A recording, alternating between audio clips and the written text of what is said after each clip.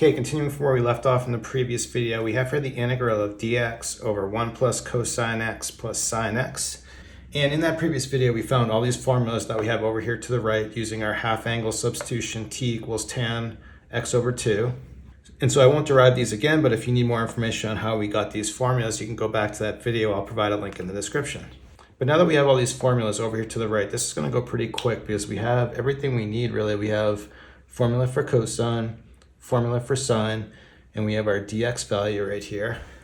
One quick note on this kind of substitution is it seems to be the most helpful when we're adding trig functions in the denominator. That's where you'll see it most often. That's where it's most common. So now to get started with this, we'll just go ahead with our substitution.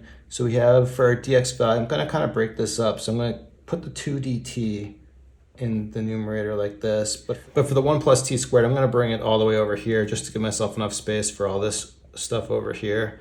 So then here we're going to have 1. Let's make this long like that. So then we'll have 1 plus cosine x is going to be this over here, 1 minus t squared over 1 plus t squared, and then sine x is going to be this. It's going to be just 2t over 1 plus t squared.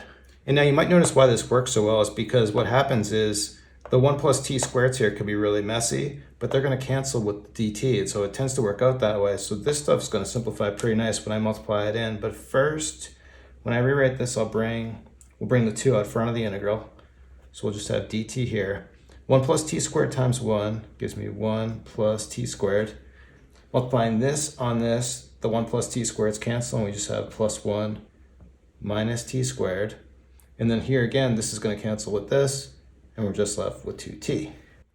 But then t squared can cancel with t squared. 1 plus 1, this is going to be 2 right here. So when I rewrite this, we have 2 out front, dt, and this is going to be just 2 plus 2t. But then what I can do here is I can actually factor 2 out of the denominator, right? So I can write this as 2 times 1 plus t, and we'll have our dt here. But then I can just cancel 2's and 2's.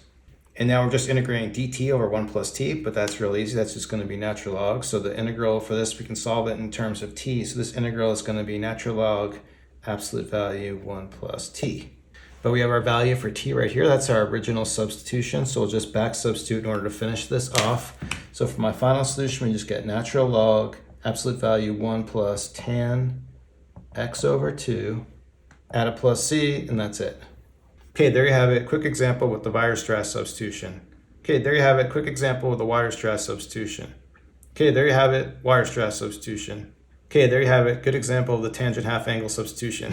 Thanks everyone for watching. Have a good day.